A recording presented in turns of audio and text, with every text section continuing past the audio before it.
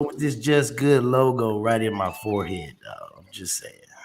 Oh yeah, you're right about Yeah, that. yeah, because you got to be seen. I'm You're just right. You got saying. to be Not seen. complaining. Not complaining. I'm cool with but you good. Actually, hold on one second. Let me. Like You're right. I was looking at the past video, like Just Good was just all in my grill the whole time of the show. You're right. Hold on one second. Go ahead and change that up. Okay, cool. We're good right here. Let me go ahead, and if you guys can too, I'm gonna go ahead and share it. If you guys are able to do that on Twitter, Facebook. If not, that is fine.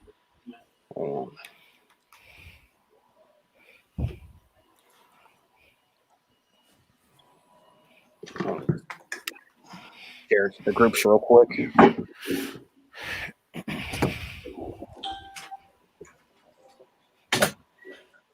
Just do it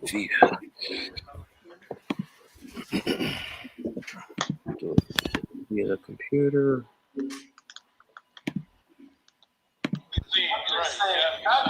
Not complaining.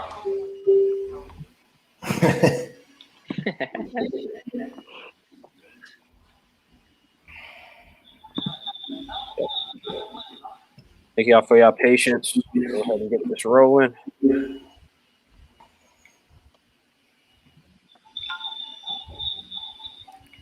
I'm gonna try to share it on the group.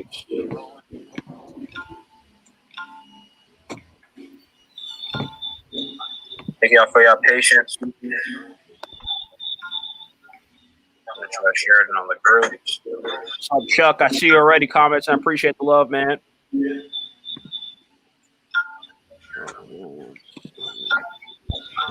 y'all for y'all patience. I'm gonna try to share it on the group. Chuck, I see you already. Comments. I appreciate the love, man. Thank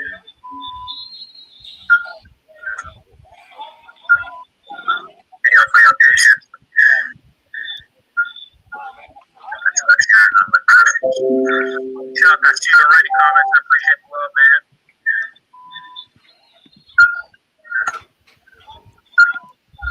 Thank y'all for your patience.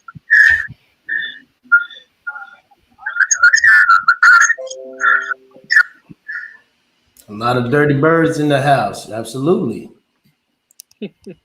Say Jalen looking like Michael Thomas. Oh, I kind of take that as an insult. I'm not gonna lie. We gotta just roll with that one. Say you got an echo. Who got an echo? I do. I think I'm good over here. I don't know. Is it me? Nah. I don't hear an echo. Chuck said somebody got an echo. Is it me? I thought it was me because of. I see. I'm in an empty room, looking at it so I be hearing my own echo. So I be. I said Jensen. Yeah, he said. Are you guys ready to get started? Like roll. Yeah. Yes, sir. Oh, yeah. Let's get it. Jansen Harris here with the Flying High podcast on the Just Good Network. We're presented by Your Future Media and Got Skills Pro. For handyman and assembly furniture, visit GotSkillsPro.com if you're in the Atlanta area. We got a big round table today, guys. We got Q. Appreciate you coming on. Jalen, Bobby Turney, Nate, and Travis. Like always, let's talk Falcons. Let's start with Kyle Pitts, number 4 pick in the draft. Is Kyle Pitts the perfect replacement for Julio Jones? Let's start with you, Nate. Absolutely. Depending on where they line him up at, they know he's going to be primary double tight end, play nil. But I see him a lot of splitting out, a la Travis Kelce, George Kittle in that same type of mode. I see Arthur Smith like doing all types of moving him around, putting him in the best opportunity to succeed. Absolutely, absolutely. Travis, what's your thoughts on this? Kyle Pitts, there's a lot of hype around him. A lot of people think he's going to be up there for the Rookie of the Year with Trevor Lawrence and others. Is he the perfect guy to replace Julio Jones? Is that fair to put that on him? Well, I mean, it's not really fair, but I guess they're gonna put it on him anyway because he took him with the number 4th overall pick, so he's got to live up to that expectation. But as far as him replacing Julio can never be replaced. Let's just say that for one. Okay. But other than that, him coming in, it's gonna fill a lot of that void because you still got that big body type receiver, that Megatron type. You know what I'm saying? That could come in and fill that production that Julio was lacking once Julio got injured. So he can fill that void, not to mention, you know what I'm saying? Like, you could double him up with Hayden Hurst with a double tight end set. And like I say, flex him out. He can play, receiver. He can go in the slide. He can go anywhere, all over the field, pretty much. So he's going to be a very important piece to us. And along with him and Russell Gage and Frank Darby and Tajay Sharp, and there's just so many weapons, man. It's going to be pick your poison, pretty much. Absolutely great breakdown. Looking at the comments, King's Realms, ATL, appreciate you showing love. He says Julio can't be replaced, and Travis kind of went over a lot of that. Q, what are your thoughts on Kyle Pitts, year 1, replacing Julio Jones? I'll say this. If you're looking at a person that has a genetic makeup as a freak of nature, then yes, he's the replacement. Because if you look at what Julio did while he was with Atlanta, he was always thought of as the number 1 target and the number 1 person that you had to strategize for on offense. So now you move the person that you strategize for from the wide receiver set, now you move him to the tight end set. Because or actually is going to be predicted, even though we have Arthur Smith as a head coach, we're still a pass-heavy team because this coach and team has not been proven on the run side. So we're still going to be pass-heavy. So guess who's going to be the number 1 target? It's going to be between Kyle Pitts and it's going to be between Calvin Ridley. So in a sense, he's the replacement.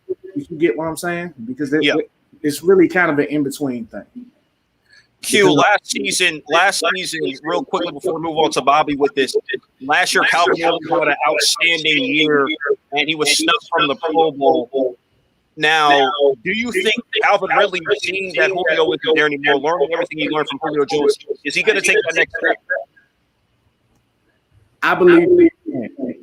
I believe that he can. The reason why I say is because when you have, and I don't want to go back to Kyle Pitts, but when you have a specimen like that on the field, that takes most of the attention off of the people or the rest of the personnel on the field.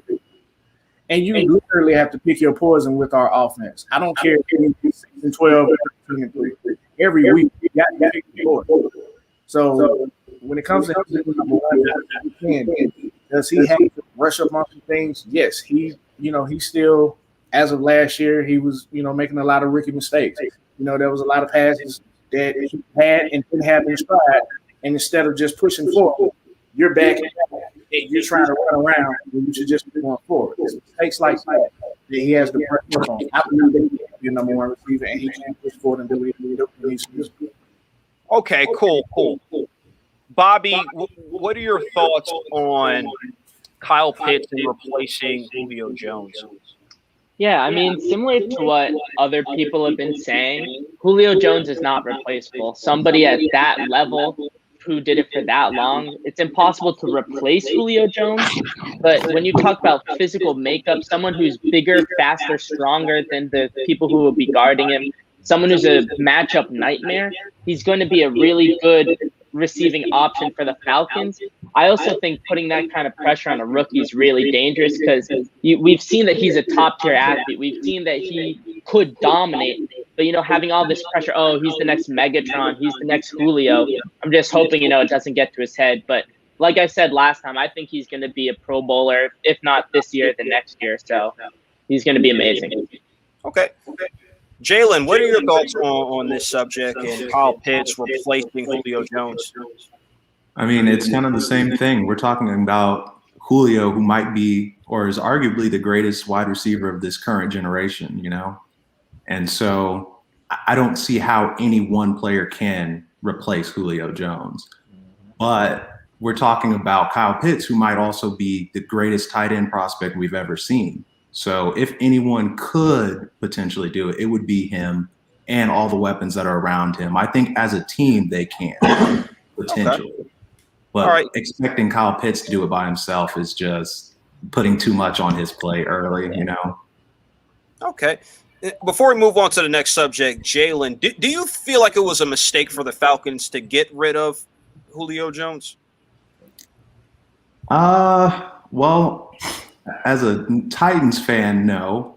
But as a Falcons fan, I don't really think I think they didn't have a choice in the matter, honestly, you know? Like how you just did that. With the way he went about things, with what he wants, they had to get rid of him. Okay. Yeah. Okay, fair enough. I understand that. The whole situation was awkward. There's a lot of upset Falcon fans still, but hopefully, and I see it in the comments, a money move. Hopefully Julio continues to do great things, and hopefully Kyle Pitts, Calvin Ridley, Russell Gage, and the rest of this, which is a pretty deep wide receiver and tight end core of the Falcons, could take over. Let's talk about the biggest strengths and weaknesses, surprises for the Falcons this season. Back to you, Travis. What's your comments on this? What's the biggest strength you see with this Falcons team?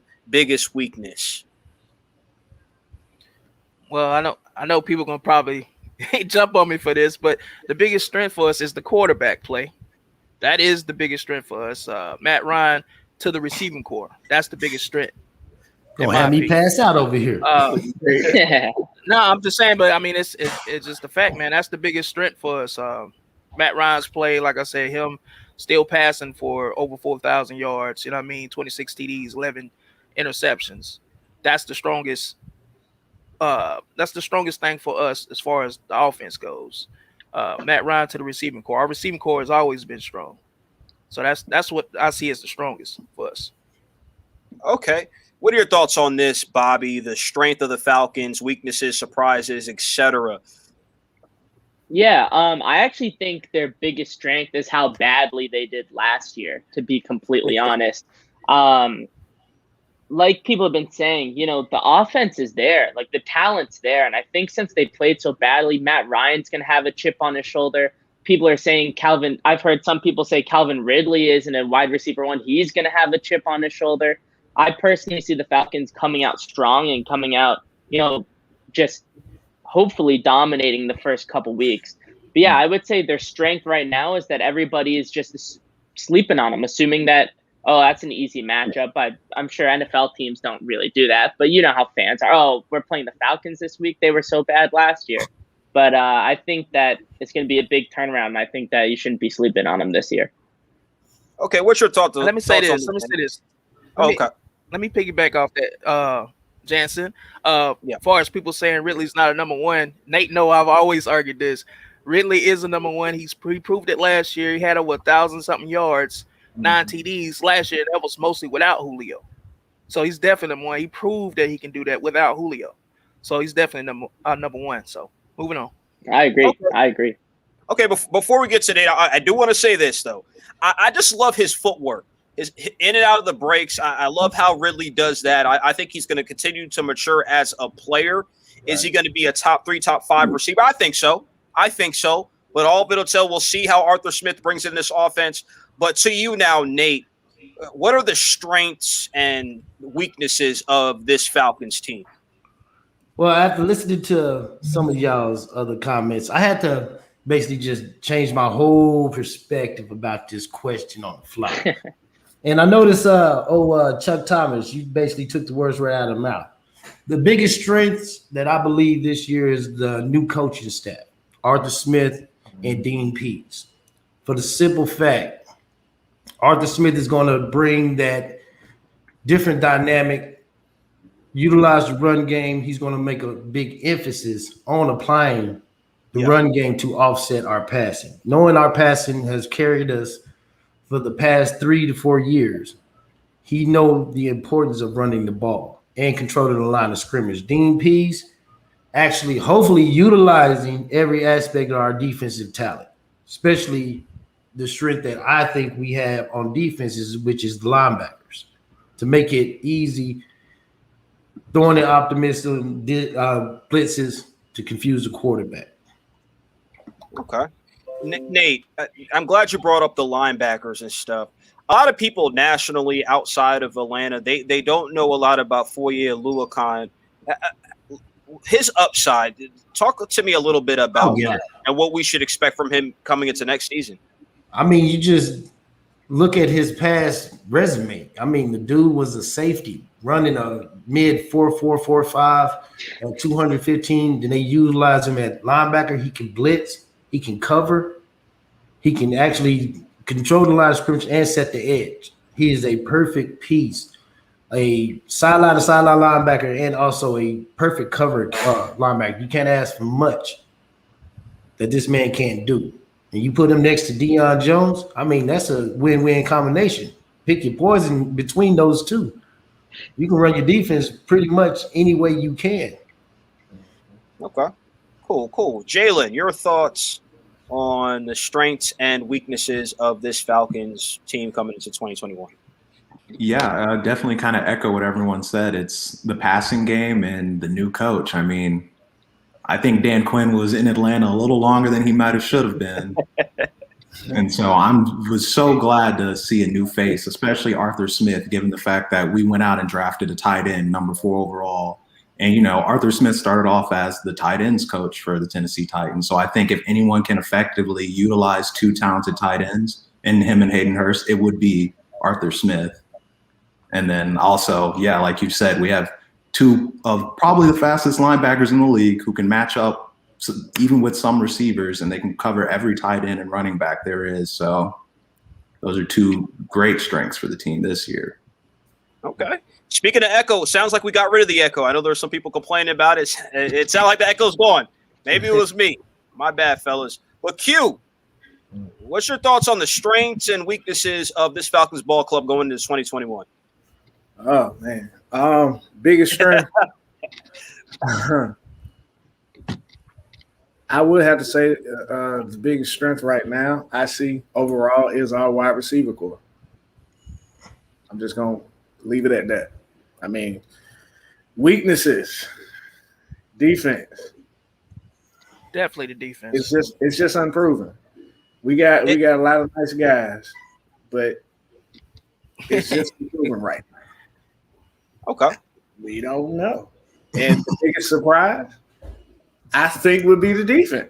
and it's the pass rush, man. Like the pass rush is the biggest weakness, I think, for us because somebody got to step up. Who's it going to be? I mean, we got Dante Fowler, but besides that, I mean, we got AO from Notre Dame that we drafted, and we got Taquan Graham and Marlon Davis and Stephen Means and Tatui Mariner. But who's going to step up? That's the biggest weakness to me. Q, last week we discussed Dante Fowler Jr. We've been talking about him a lot, how he needs to show up. Give me your thoughts on what we should expect from him. And it sounds like you might have been disappointed in him last season. What's your expectations for him before we move on to the next question? Do you see him performing better with Dean Pease there, or do you think that we saw the best of Dante Fowler Jr. when he was with the Rams and he's just overrated? I'm going to tell you this, man. His best days were when he was alongside Aaron Donald. He either got 8 sacks or he broke, I believe the year before he got to the Falcons, he broke 15 sacks, I believe. He broke a double-digit sack season before he got to us, which actually, when it comes to contract contracts with situations in business and stuff like that, you have leverage to go where you want to go and get paid how you want to get paid. I believe I think he had 12 sacks. 12. Yeah, he was double digit, but he needs he is it a mental thing, Q? Is that what you're trying to get at? Do you think he just doesn't have it? Not with him. This is not a Vic Beasley thing. Okay. Because if you look at the spots that he had last year, he spent his time injured last year. But guess who I saw flying all over the field at one point before he was injury ridden like he was? It was Dante Fowler Jr. Guess who I saw holding up the goal line when nobody else was? It was Dante Fowler Jr. Yeah. The only thing was he was not consistent. He was injury ridden. But if he would have stayed, I would give him 9 or 10 sacks. And I want to say this. because people look at stats, and stats don't tell the story. That is true. Let me tell you, I'd rather be Dante Fowler getting 9 sacks and going to the Super Bowl in 2017 than being Vic Beasley and getting 16 sacks and it not meaning a thing in the Super Bowl. Yeah, I mean, yeah, but still, it's a lot when you look at it and when you try to get into the factor of things. It's still a lot because you look at who the Rams played, you look at who Fowler and Donald lined up against, and then you look at all the rookie quarterbacks and all the rookie linemen that Beasley lined up against. You look at that too. That's a factor. I ain't taking nothing away from Beasley, but let's be honest. Beasley, it was a mental thing. And we heard that all over news reports when it came down to it. And with Fowler, he just got to be consistent, stop being injured. And yeah, in some cases, it all depends on who you got lined up next to you. So, yeah, I mean, as long as they line him up next to Grady Jarrett, I think he's going to be high. I love the breakdown. Let's get right into the pass rushers. We saw what happened with Mingo. We're not going to go over a disturbing story. Bobby, I want to start with you. Do they need to pursue another pass rusher now that Mingo is gone? Some people thought Mingo being coached up by Pease, he might show us something, even though I thought throughout his career in the NFL, he's been a little bit disappointing. I mean, to answer it simply, yeah. The Falcons I believe they were last in passing yards per game last year. Like, passing yards given up per game. I mean, they need to get pressure on the quarterback. If you give an NFL quarterback 10 seconds in the pocket, someone's going to get open. They're going to make the throw. So, the defense was a big weakness for the Falcons last year. A big part of that was the pass rush. And I think if they get someone off the edge or someone who can rush the quarterback, then it'll make a huge difference for their defense. Okay.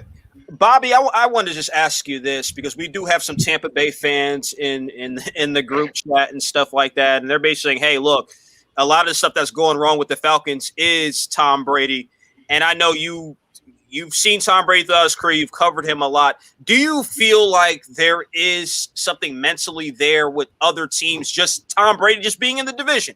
Do you feel like that just kind of throws everybody off a little bit?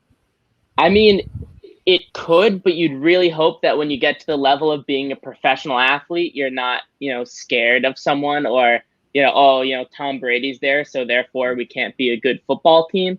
I think if the Falcons have that mentality, then they need to do a lot of rebooting in the coaching. A lot of things have to be done if that's the mindset.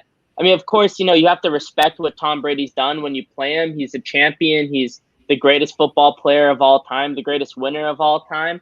But if you are a defender and you're lining up saying, oh, I'm about to get smoked because it's Tom Brady, then you shouldn't be on the field. Well, I'll say he's the best quarterback of all time, not the best football player. All right. Save that argument for another time. Time. Nate, Mingo is gone. Disturbing news. Like I said prior, do they need to get a pass rusher? We've had conversations off air, me, you, and Travis. Great combos about this defensive line.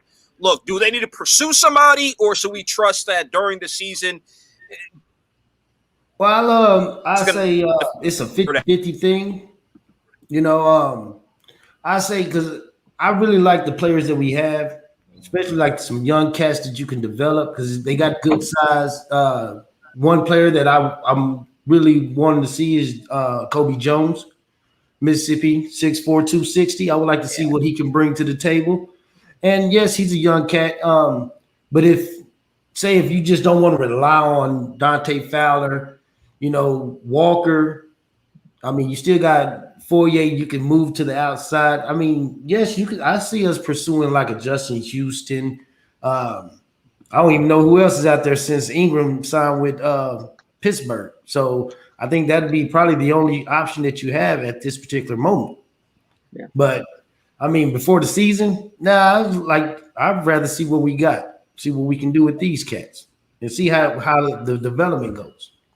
Absolutely. I'm thinking maybe we can get something even more, and he's done a great job, even more out of Grady Jarrett. I think we could get more out of Grady Jarrett and hopefully Dante Fowler Jr. And I've been very critical of him, even with the injuries. I know, Q, you had a great breakdown on that. I've been very critical of him. I'm expecting big things out of him this season. Let's go back to you, Q. Breakdown on the defensive line. Do you see them bringing somebody in, or should we just stick to our guns and say, hey, Pease is going to figure this out? Quinn didn't know what he was doing. We have the right guy. He can coach these guys up, and the Falcons hopefully could be top 12, top 13 in sacks, or consistently hit the quarterback.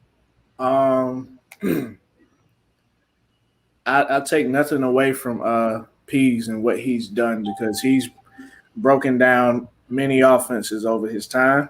He is a well-renowned Super Bowl defensive champion.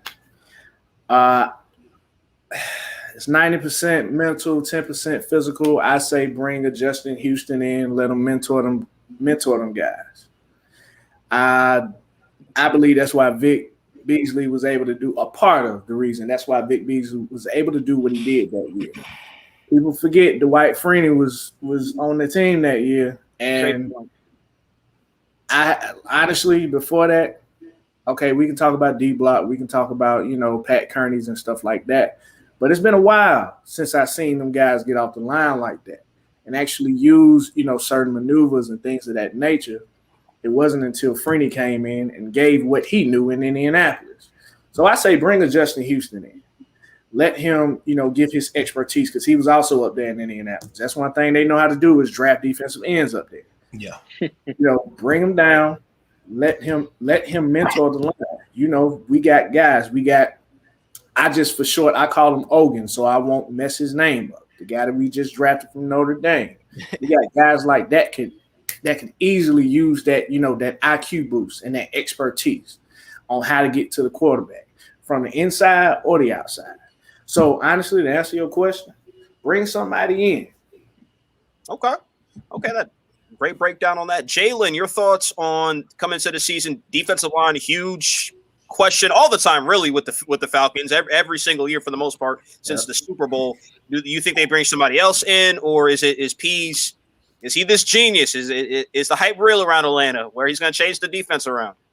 See, I believe in the addition by subtraction of Dan Quinn again. I think that at certain points, Dan Quinn kind of playing scared with the defense. And I think Dean Pease will bring a lot more aggressiveness, which will definitely be a boost to the pass rush itself, and just that alone, I think. But yeah, I mean, year in and year out, I really hope they bring someone in, because I can even think about 2 years ago when the Falcons were starting off the season slumping, and me and all my friends were like, man, maybe they end up with the first pick and they get Chase Young, and that would have been a dream come true right there. Yeah. I feel you, Jalen. I wanted Chase Young. I wanted him. Hey, Jalen, hearing you talk about it, man, it's like nobody was excited more when you see a new coaching staff and stuff like that. I know you're happy about this. Oh, yeah. Hey, look, if they would have kept Kyle Shanahan after that Super Bowl and got rid of Dan Quinn, I would have been cool with that. Hey, don't get people started. That is a good scenario. Yeah. That is a whole discussion right there. Travis, your thoughts on potentially bringing in another pass rusher or just relying on DPs?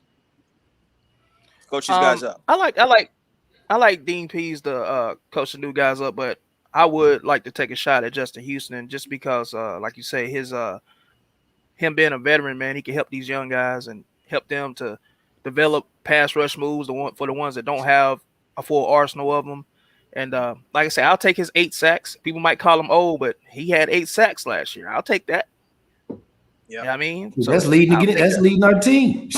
Right. I'm gonna say for us not to have no pass rush, we're being very picky right now. Yeah, like beggars can't be choosers. That's what we are right now. Absolutely. So. Travis, I want to stick to you real quickly. Some of the comments are coming in, some great questions. Andre Robinson, appreciate this question. I like it. Let's ask Travis this one. Does having a division with 2 new quarterbacks help the Falcons' chances of making the playoffs? Well, it definitely helps because they got to learn new offenses and get continuity and chemistry with new players. And when we already have a veteran quarterback that's established with the players that he has, and of course he got to learn new offense. But I think Matt Ryan will learn the offense a lot quicker before those other quarterbacks will. He's a veteran. He's been doing this You know what I mean? Like, it shouldn't be an issue for him, but it definitely helps us than hurt us. Okay. Cool. Let's talk wide receiver. And many of you guys on this panel have said that's one of the strengths of this team. But Harry, he's been linked to the Falcons in numerous reports. Personally, let me just give my opinion on this. I think there's no need for him. Maybe I'm tripping. I don't think he needs to be in Atlanta at all. I can understand not being happy with the Patriots. They have a whole situation over there. Sorry, Bobby. Just got to be honest. Our quarterback situation, it's a little bit shaky. You do have the great coach. I don't think the Falcons need him. Q, I want to start with you on this one. Should the Falcons look even deeper into bringing in Harry, or just focus on that bad defense? Let me see. Let me do something real quick. Give me 1 second. 1 second. 1 second. Oh, man, take your time. Calvin Ridley, Russell Gage, Zacchaeus, Tajay Sharp, Christian Blake, Jeff Badette. Don't know who that is. Frank Darby, Antonio Nunn. Don't know who that is. Austin Trammell, Jawan Green, and Chris Rowland, which I got a little bit on Chris Rowland. Man, look here. It's like 40 million receivers on the team. Y'all know how we do. We always cycle them out. We keep our 1 and our 2, and we cycle out the 3, 4, and the 5. Unless he can be better than Zacchaeus. I don't see that happening because Tajay Sharp could possibly be the 2, but he's going to be the 3. So if you're going to bring Harry in to be the 4th or the 5th, I don't think so. And I actually watched him play last year. They're showing the Patriots up here in Charlotte, and I'm not going to totally blame all of that on Cam, but nah, bro, he can stay where he at. Right out the contract and do what you got to do. Your numbers were not good enough, even at the 3. Your numbers were not, pleasant. And, I'm not going to say that because, like I said, numbers don't tell the whole story. I wasn't able to watch every Patriots game, but nah. Okay, Bobby. Especially when you got Cam Newton, but anyway. I want to go to you now, Bobby. I know you're smiling the whole time. You probably know Harry the best. Is this a guy that the Falcons should look at? Is there something we're not seeing? Am I hating? I don't think they should make the trade. No. The Falcons should stay very, very far away from him. Here's what I see. I mean, a couple years ago, he was a first-round draft pick. I'm pretty sure he might have been one of the, if not the highest receiver Belichick's ever drafted. Mm-hmm. And he basically came in with that mentality that, all right, I'm the first-round pick. You're going to give me the ball, and that's that. He didn't get the ball. Yeah, is Cam Newton an elite quarterback? No. But to have his agent last year publicly blaming Cam Newton in training camp and throughout the season for not giving him the ball enough, that's just not really the type of mentality you want on your team. It didn't seem like he was a team player. And honestly, I mean, this is coming from a Patriots fan, but if Bill Belichick has lost faith in you, I would stay away from that player if I was another team. Sounds like a good point. If Bill Belichick loses faith in you, that can't be a good thing. Nate, Harry to the Falcons, does that sound good to you? Absolutely not. I looked at enough of film to realize at first I thought he was going to kind of give me some kind of Mohamed Sanu vibes, but I was wrong. He's big. No, that's probably the only plus I can give him. 6'3", 6'4", 220, 230. But it's real stiff. Not a great route runner. And that's one thing to be that big and not to be limited with speed, you got to be able to run routes. So Laquan basically is better. So I'll pass on him. But I was highly on him when he came out of college. But yeah, and I want to say this. I want to say this too, and off what Nate was saying. And if you're talking about N'Keal Harry, I told Nate I would rather look at Dez Bryant, bringing in another big body like that, another big body receiver for us. Absolutely. Like for third and eights, he's a good possession guy. We don't need him to go downfield and catch deep passes. We got other receivers for that. Just have him specifically for using him as a big body receiver, short yardage, using his body, 50-50 catches, red zone. Right. Okay, wow. Look, hopefully Harry doesn't watch this show because we're talking about Dez Bryant. We're talking about Dez Bryant over Harry. I'm just saying, if we talking about N'Keal Harry, I mean, I think Dez Bryant would be a better option. Yeah, absolutely. N'Keal Harry was a deep threat who couldn't make it down the field, so it was tough. Right. When he wasn't there, so it's tough to justify going out of your way to get him. I feel you, Yeah. Jalen. Travis kind of went ahead of you. I was gonna throw you in there first, but last but not least, are you with everybody? Is Harry just not a guy to look at? It's just a crazy question, period. Knowing all the problems the Falcons had on defense last year, we even bring up rumors, which literally anybody could start on them bringing in a wide receiver. I mean, he was a first-round pick at one point in time, so if you can get him for a 6th or a 7th, why not? But, I mean, all I'm going to say is it just took a couple of games for Tom Brady to say, I need to go to Tampa Bay where they have real wide receivers. He saw it pretty early. I think he could tell this guy has it or not. And I think seeing where he went answers that question by itself, Right. I want to read some of the questions right now in the comments, and I appreciate everybody who's commenting. Andre Robinson, I'm sorry we haven't got to all your questions. You asked about like 9 or 10, and I appreciate you on that. Chuck Thomas, I'm seeing all the comments and stuff. You're not a huge fan of Justin Houston. I see that, and talk about Dirk Cutter and Lawrence Taylor being the GOAT. Hey, look, you throw him and Jerry Rice in there, and that's right up my alley, and Tom Brady. We can have a long discussion on that.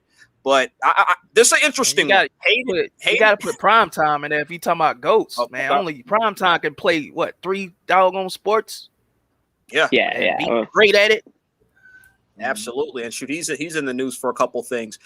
Before we go to Matt Ryan, I know this one is going to – that's always a topic in Atlanta, right? The sensitive one, the 50-50 argument with Matt Ryan. Gino Atkins, look, he's been a productive player in the league. The Falcons, should they look at him? Does anybody want to answer this one? And Gino Atkins, Q, what's your thoughts on Gino Atkins? Yeah. Right, bro. I understand these guys are older in age. They're on their way out. They're on their last leg of their careers. But both of them have been playing at high levels in Cincinnati with Gino and with Justin Houston in Indianapolis. As I said, bring them guys in, especially Gino, being the type of, whole stuffer that he was, being the type of sack man that he was. We got Marlon Davis and still sitting here. Now, he's another person. Of course, COVID, he got hit with the COVID protocol last year, but when he came in, he had glimpses of good plays as well. Sacks, I wouldn't say that, but getting pressure up the middle, yeah, but not all the time.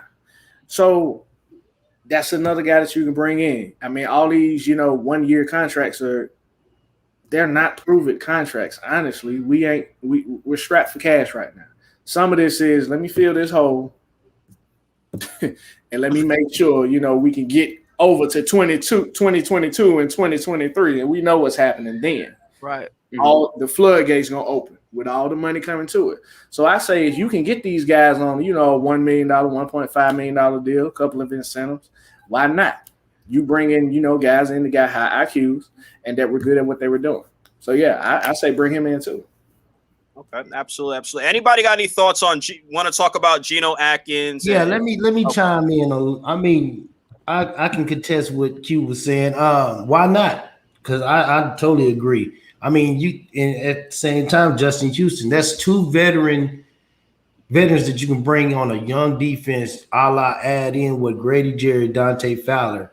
Just imagine how much football they can teach newcomers, the rookies, and just show them how easy it is just to play football instead of trying to overthink everything. Just simplify in between the lines on the field and let the coaches do their job. Like those 2 players could play a very intricate parts in our defense. So I say bring them in. Cool. Great breakdown. Anybody else? Bobby, you got anything on Gino Atkins potentially to the Falcons, linking his name there? Do you think that benefits him at all? Yeah, I mean, I agree with what everyone's saying. I think, like Q was saying, you put $1 to $1.5 million and this dude can coach, basically help the rest of your defensive line be better, teach them the game, have them have a good mindset. I mean, it's a perfect solution. I mean, it's an ideal solution if it works, of course. Right. Might as well pay the 1-year contract to get the rest of your young guys a little bit more confidence. So yeah, definitely would be beneficial. Cool. Travis, Gino Atkins. Does this sound like a good idea for the Falcons? Bring him in, bring some toughness to the team on the defensive side of the ball. I would love it personally. Like I say, bring him in as a package deal. Bring him and Justin Houston in. Teach these young guys up. You already know you got some veteran leadership. You already know what they're capable of and what they're gonna do. They're gonna make things happen here. So I would love to have both of them as a package deal. Definitely. Cool. Jalen, any thoughts on Gino? It seems like everybody's showing him love. Tough guy. Always been a pretty good player in the league. I mean, if you bring him in, I'm 99% sure he's a starter on our D line, correct? Oh yeah. So you might as well at that point. If you can get a starter for that cheap, bring him in. Put him beside Grady Jarrett, and then you got Fowler on the other side, and then that other side is up for grabs between Ayo, Stephen Means, Tatui Mariner, whoever. Taquan Graham, Marlon Davis, that's up for grabs pretty much. Yeah. I mean, you ain't got to really rush nobody else. Like, say if Marlon Davis still lingering on COVID or his knee injury he had prior to last year. I mean, you can basically just slowly step him in, but he should be ready. But like TQ, AO, I mean, AO will be playing outside linebacker, but like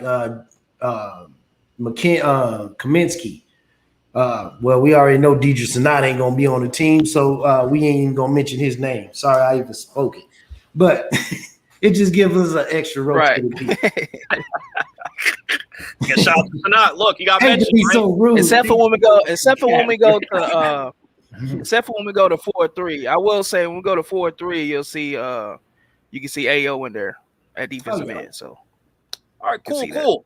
Reminding everybody we're presented by Your Future Media, Got Skills Pro for assembly and handyman furniture services in Atlanta.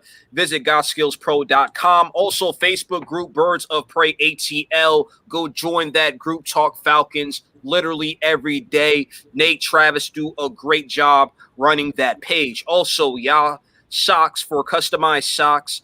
Look, click on the Instagram page. It's going to be in the description. Get yourself some swag and some customized socks. Let's go into Matt Ryan and him coming into this season. Oh, yeah. Well, we got right into it. Nate, hat coming off already. He's ready. We're going to have to start with Nate on this one, but Matt Ryan. You see what happens? You see what happens when you mention Matt Ryan? We mentioned Matt Ryan. Nate, he was ready before I even finished the question. Nate was like, hey, Jesse. You know what? Got my figurine up there. That's Matty Ice, baby. Look, we're going to start with you on this, Nate. 36 years old. Last year, a lot of the talk was, and this was a 50-50 argument, right? Is it Dirk Cutter is messing things up? It's not Matt Ryan. Matt Ryan's always had bad coaching. I hear that from a lot of people. Some people are saying Matt Ryan's clutch. Some people are saying he isn't. Coming into this season, Nate, we'll start with you. Is Matt Ryan a top 10 quarterback? I would say yes. I'll put him as a solid 7, maybe 8. Give between and I can honestly put Matt Ryan in the top 10. Yes, he is. He don't have the strongest arm, but he is accurate as hell. Very accurate. He can throw the ball, but he don't have a missile cannon that everybody portrayed that most quarterbacks should have. But he can throw the ball, but he's accurate, very accurate. And that's something that most quarterbacks do not possess. Now, Arthur Smith bringing in a solid running game to offset him. Yes, I can see him keep continuing to put up astronomical numbers year in and year out. Okay. Nate, I got I got to hit you with a follow-up question, stuff like that. Look, let me know speak to the other 50% of the people in Atlanta and stuff like that, because Matt Ryan has a lot of haters. I guess sometimes Ryan always going to be always going to have some haters. Look, you're saying he could be a top 7, top 8 quarterback next year, and I'm not going to question you on that. Tell me what the haters aren't seeing in Matt Ryan, because obviously you're high on him if you're saying he's 7 or 8, and there's some qualities that other quarterbacks don't have. What are they not seeing? What are people overlooking with Matt Ryan? It's just the consistency that he brings. Yes, every quarterback is not going to be perfect, but he has consistency. Missed 3 games in 13 seasons, dog. You can't teach that. This man is a damn Iron Man, if you so to speak. Like, he just don't get hurt. And mind you, this man gets hit damn near every third snap he takes the ball. And he keeps on getting back up. Yeah. I can't think of one quarterback that does that, but yet still people hate him. He comes in, he does his job, and he does it well. Yes, he's not perfect. Ain't nobody is. But, I mean, he's going to eventually get replaced, but as of right now, we got him, so deal with it. That's my point, Mike. Deal with it. I want to go to Jalen next because while you were giving your explanation on him being top 7 or 8, Jalen, he got that look on his face. I mean, Jalen, yeah, I agree with what you said about the consistency. He is probably one of the most consistent quarterbacks year in and year out. I just think there's so many good quarterbacks in the league right now. That's my only thing. I put him right. He's almost top 10. He's like, I put him kind of in the same tier of guys that I look at as like Baker Mayfield and Justin Herbert. Oh. But he's more consistent and more proven. In terms of like top 10. Hold on, Q. We going to you next. I know you think that's funny. I ain't got nothing to say. Yo, Jalen, you still got.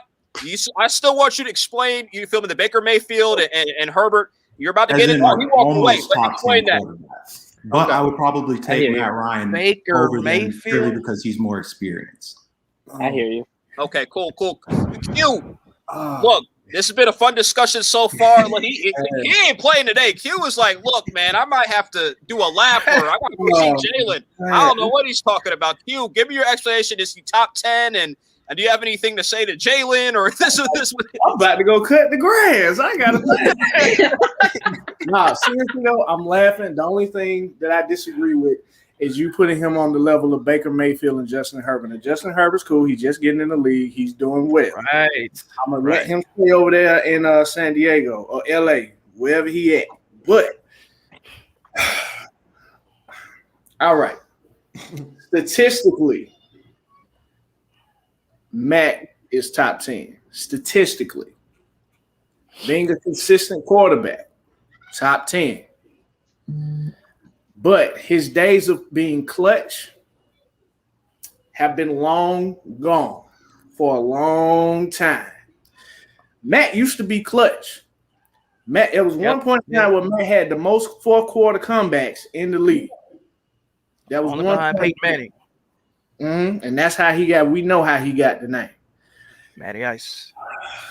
Oh, man. Last year, it was tough because most of the yardage that he gained last year was first through the third quarter.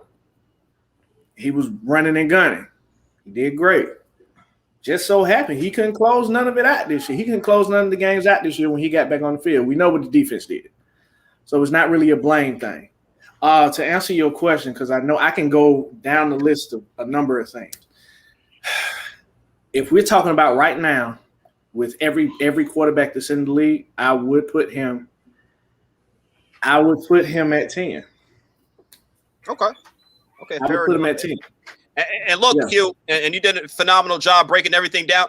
Give me your Twitter afterwards, man, because that's going to be a whole discussion on the clutch gene when it comes to Matt Ryan. I gotta make a Twitter because I'm not even on there. Like, I'll tell you this, Q. For what you just said about the clutch thing, there's going to be 50% people in Atlanta go like, man, he's our hero now. Q speaking the facts. And 50% going to be like, man, where he live at? I'm with all that. Come see me, like I say all the time. But nah, seriously, when you break down the games, and you can pass this on to whoever you know who's next on the panel. But when you break down these games over the last few years, this man been here for 14 years. And for the first half, of his career, he's been phenomenal and still phenomenal. Don't get me wrong. But as explosive as he was back then, he's not now. His decline has shown to be quicker than other quarterbacks that have came in the league. When you got people like Aaron Rodgers that are still playing at a high level, he's just not satisfied with where he is. You might need to rethink some things. When you got people like, how can I say? Dare I say Big Ben, who's on the decline as well, and I watched him playing at the level that he's playing at. but he's injury riddled right now. He going through his whatever he going through because he want to be on the Steelers, and they trying to usher in a new regime or a new quarterback regime or whatever you want to say. You got Tom, just came down here. He's more of a likable person now that he with Tampa Bay than he was at the Patriots. I hate that I'm saying this, but even you got Tom Brady playing, and he's been playing for 20-some odd years, I guess, and he's still playing at the level that he's playing at, getting hit just like Matt getting hit, at least while he was in Tampa. I ain't going to say nothing about being in New England. You got guys like that still playing at a high level, and when you put all of them and you line all of them up, I'm sorry. I've been watching the same games that y'all been watching. I just digest a little differently. That man's decline came in year 11. Okay. Q. So, yeah. I appreciate that take and the passion. Travis, let's go to you on this one. Matt Ryan, top 10 quarterback next year, yay or nay? Well, y'all pretty much took all the answers, man, with the crap. But pretty much, I mean, what can I say after that? All I can say is, will he be a top 10 quarterback? You talking about this year going in, right? Yes, sir. Man, I would say that. Okay, listen, I'll say it this way: Matt Ryan statistically is always top 5 quarterback statistically. But if you're just talking about like his talent level and just is he a top 10 player, he's probably more around 11, 12, somewhere around there. If we talking about that, but if we talking about stat wise, yeah, he's a top 5 player. But I think he'll finish somewhere. I think he'll finish in the top 5 personally. I really do. I really do believe he'll finish top 5, top 6 as quarterback play this year. Okay. Last but not least, Bobby, your thoughts? Matt Ryan, top 10 quarterback. I mean, in my personal opinion, if you have Matt Ryan in your top 10, I think he has to be number 10. I think, like I said, all due respect to him with his consistency and everything like that. But, you know, when it comes to coming into this year, I can probably name 10, maybe 11 quarterbacks who I'd rather have running my team than Matt Ryan. But, you know, if he's not in the top 10, then he's in the top 12, top 13 easily, in my opinion. Yeah. Okay, cool. Well, what are we going on though? Like, what are we going on? His statistically, is that what we're going on, or are we going on just what we feel? I'm just going on what y'all feel. You feel me? However you feel about it. Honestly, okay. I was gonna say the reason why I put him there, honestly, is because the system. I won't even say the system because it's still West Coast offense. But how Arthur Smith is going to run this offense is going to be play action heavy, just like it was when Ryan Tannehill was there. I don't know if people know, but Ryan Tannehill was with the Dolphins, and it was like the bubonic plague down in Miami. They didn't like Ryan Tannehill. When he went to Tennessee, all of a sudden he's the man because they played to his strengths. They play, they balance the game of football on offense. So it wasn't pass heavy. His stats weren't pretty, but guess what? They made it to divisional championships, AFC championship games, all of that stuff. And when they did the play action, and which that's another thing, when they did that play action, or when they ran play action as much as they did, Tannehill looked like a monster. Yeah. So when you know what the strengths are when it comes to Matt, one of those is play action. Absolutely. And when you run it right and you have the right personnel, play action and hurry up offense. That's his number one thing. Exactly. While he's running a hurry up offense and his play action, that's when Matt Ryan is the strongest. Yeah. And I want to add something that Travis said that I really like is I don't know if going into this season he's a top 10 quarterback, but I think at the end of the season he'll be in the top 10. Yeah. I think this is a really big opportunity with Kyle Pitts and Calvin Ridley if they stay healthy, and like with Arthur Smith incorporating the run, the play action like you guys were talking about, it could be a statistical and just good year for Matt Ryan. Yeah. Mm-hmm. I agree with that. Totally. And like I said, I'm going by based on if everybody stay healthy now. If everybody stay healthy, then I think he'll be top 5, top 6. Because I mean, he's showing no different for statistically. Go knock on some wood. We talking statistically. He's no, I'm just saying, but he's efficient, and like you say, he's one of the most accurate quarterbacks. He's got a 93.3 rating for crying out loud. Like I say, 4,581 yards passing, almost the last 3-4 years. 26 TDs, 11 interceptions. That's pretty damn good. Now, the rest of the team got to step up and help him on that, and then we can be a lot better. Hey, love all y'all takes on that. Before we end the broadcast, I want to go back to Jalen and back to the Baker Mayfield thing and this and that. For what you're saying when it comes to that, I'm just asking, you feel me? Have you seen, is it a feeling like, okay, I've seen Matt Ryan in 2016, and that was probably his peak, and it's just a big decline, and people are just feeling a little sorry and just they're used to the past and stuff like that? Do you feel like it's more of that feeling of why you think, okay, he's probably middle of the pack at this point, and he's 36? I mean, it's like I said, I just think, so when you ask me like top 10 quarterbacks, the way I always think of this question is, if there was a game and my life was on the line, who would I want quarterbacking the team? And I would name 10 quarterbacks for sure before Matt Ryan. And then I think in terms of that, the next guys I would think of would be Matt Ryan, and then probably like Baker Mayfield and Justin Herbert, just given off what we've seen. I understand that they have a way smaller sample size. So I'm just going, like, especially Justin Herbert, I'm going off of 1 year. But that's just kind of the way I always look at it. And I don't by any means think Matt Ryan is bad. I think he's still an above average quarterback. I still think he's a good to great quarterback, you know? All right, Jay, and look, I respect the breakdown and stuff like that. I just need to go back on that one because that was pretty interesting and stuff like that. Because there are a lot of people who do believe that, look, Matt Ryan is good, but maybe he's getting too much credit. But fellas, I want to thank all you guys, Bobby, Nate, Q, Jalen, Travis, did a heck of a job. Let's run it back next week. Let's continue this Falcons talk. Yes, sir.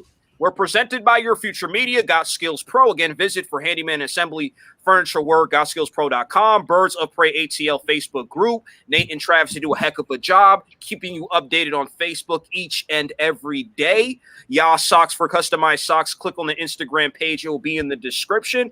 Fellas, thank you. Great job. Another great show. Appreciate it. Interesting. And look, appreciate you guys. And thank the fans out there too as well in the comments, giving us comments for them to break it down, and especially on that defensive line. I think you guys were really strong on those takes and giving that a transparent take on that. Appreciate y'all. Awesome. Bet.